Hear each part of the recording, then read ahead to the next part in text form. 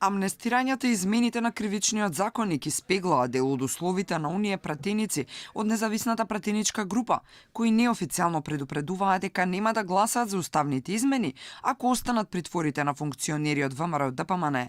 Измените во законот вчера беа поддржани со 63 гласа и без дискусија, а преку членот 275В, кој ги опфаќа делата за кои се товарат Сеат Кочан и синот на пратеничката Владан Кавировиќ, премиерот практично се ги обезбеди гласовите на осумината независни за уставни измени. Но сега проблемот останува албанската опозиција. Имено извори за Алфа од Алијанса за албанците велат дека амнестиите донале огромни дилеми во партијата, дали воопшто власта заслужува поддршка за уставните измени. Брифираа дека во следните 7-8 дена органите на партијата ќе донесат одлука дали ќе ги поддржат уставните измени или не. Тогаш ќе го соопштат и официјалниот став.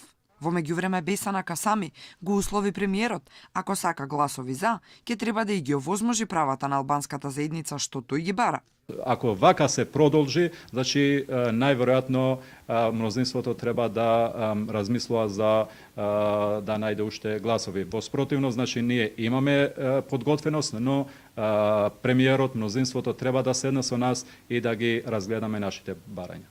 Што се однесува до пратениците во власта, револтот од амнестирањата не престанува, но како што дознава Алфа, нема да се рефлектира на конечното гласање на уставните измени. Јавноста се погласно коментира дека очигледното отстапување од ветените позиции на премиерот ги разнеша партнерските перспективи, отитната амнестија ги отвори плановите зад завесите. Која е разликата меѓу моите помилувања и вашата амнестија? Во целите.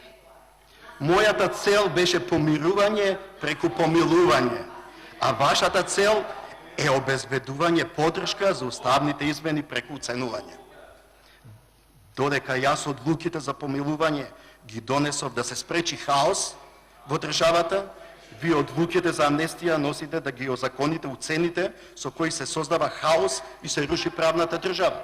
Македонските опозицијски гласови се чинат обезбедена територија, но албанските се новата црвена линија.